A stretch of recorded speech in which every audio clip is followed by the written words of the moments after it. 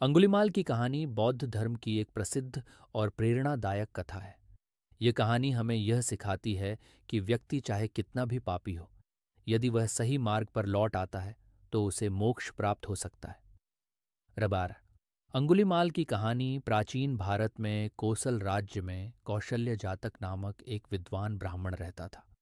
उनके घर एक पुत्र का जन्म हुआ जिसे अहिंसक कहा गया, क्योंकि उसका जन्म जैसे ही हुआ आसमान में तारे गिरने लगे और आसपास के लोग घबराकर भागने लगे।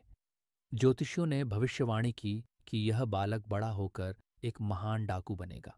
बालक का नाम अहिंसक रखा गया, जिसका अर्थ होता है वह जो हिंसा नहीं करता। ये नाम इस आशा में रखा गया था कि वह अपने नाम के अनुरूप जीवन व्यतीत करेगा। अहिंसक बचपन से ही तेज और समझदार था। जब वह बड़ा हुआ तो उसे तक्षशिला विश्वविद्यालय में शिक्षा के लिए भेजा गया। वह वहां के सबसे प्रतिभाशाली छात्रों में से एक बन गया। उसके शिक्षक उसे बहुत मानते थे और उसकी प्रतिभा से प्रभावित थे। गुरु का द्वेष। हालांकि अहिंसक की प्रतिभा के कारण अन्य छात्रों में ईर्ष्या उत्पन्न हो गई। उन्होंने उसके खिलाफ साजिश रची और उसके गुरु के कान भर दिए कि अहिंसक उनके लिए खतरा बन सकता है। ये बात धीरे धीरे गुरु के मन में घर कर गई। वे उसे अपना दुश्मन मानने लगे और उसे खत्म करने की योजना बनाने लगे। गुरु ने एक दिन अहिंसक को बुलाया और उससे कहा, अगर तुम मेरे प्रति वफादार हो और मेरी शिक्षा को पूरी तरह से प्राप्त करना चाहते हो तो तुम्हें एक काम करना होगा। तुम्हें 1000 लोगों की उंगलियां काट कर लानी होंगी। अहिंसक गुरु की आज्ञा को मना नहीं कर सकता था, क्योंकि वह उसे अपना धर्म मानता था। इस प्रकार उसने यह कठिन और भयावह काम शुरू कर दिया कि हत्या करनी शुरू कर दी और उनकी उंगलियां काटकर एक माला बनाई। यह माला वह अपनी गर्दन में पहनता था।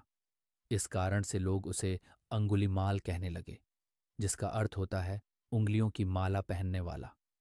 अंगुलीमाल का आतंक पूरे क्षेत्र में फैल गया। वह किसी को भी नहीं बख्शता था, चाहे वह पुरुष हो, महिला हो या बच्चा। हर कोई उसके डर से कांपता था और उसका नाम सुनते ही लोग डर जाते थे। बुद्ध का सामना। एक दिन अंगुलीमाल अपने 1000वीं उंगली के लिए शिकार की तलाश में था। उसी समय बुद्ध उस क्षेत्र में पहुंचे। बुद्ध ने अंगुलीमाल को देखा और उसके पास जाने का निश्चय किया। बुद्ध ने अंगुलीमाल की ओर कदम बढ़ाया। जब अंगुलीमाल ने बुद्ध को आते देखा तो वह चिल्लाया, रुक जाओ! लेकिन बुद्ध नहीं रुके। वे धीरे धीरे उसकी ओर बढ़ते रहे। अंगुलीमाल ने फिर से चिल्लाया, रुक जाओ! लेकिन बुद्ध का चलना जारी रहा। अंगुलीमाल क्रोधित हो गया और अपने हथियार के साथ बुद्ध की ओर दौड़ा। लेकिन जैसे ही वह उनके पास पहुंचा, उसे एक विचित्र अनुभव हुआ। वह देखता है कि बुद्ध शांत और स्थिर खड़े हैं, जबकि उसे महसूस होता है कि वह खुद रुक नहीं पा रहा। उसने बुद्ध से पूछा, तुम क्यों नहीं रुकते? बुद्ध मुस्कुराए और बोले, मैं तो पहले से ही रुका हुआ हूं, अंगुलीमाल। मैं उस हिंसा से रुक गया हूं जो तुम्हारे अंदर भरी है। अब तुम्हें भी रुकने का समय आ गया है। अंगुलीमाल का हृदय परिवर्तन। बुद्ध की शांत और करुणामयी वाणी ने अंगुलीमाल के हृदय को छू लिया। उसने अपने जीवन के अपराधों के बारे में सोचा और उसकी आंखों में आंसू आ गए। उसने अपने हथियार फेंक दिए और बुद्ध के चरणों में गिर पड़ा। उसने उनसे क्षमा मांगी और कहा, भगवान, मैं पापी हूं। मैंने अनगिनत हत्याएं की हैं। क्या मेरे लिए कोई मोक्ष है? बुद्ध ने उसे उठाया और कहा, यदि तुम सच्चे मन से अपने पापों का प्रायश्चित करोगे और धर्म के मार्ग पर चलोगे तो तुम्हें मोक्ष मिलेगा। अंगुलीमाल ने उसी क्षण से हिंसा छोड़ दी और बुद्ध के शिष्य बन गए। वह बुद्ध के साथ रहने लगे और ध्यान एवं साधना में लीन हो गए। उन्होंने अपने पापों का प्रायश्चित करने के लिए कड़ी तपस्या की और अंततः निर्वाण प्राप्त किया। कहानी का संदेश।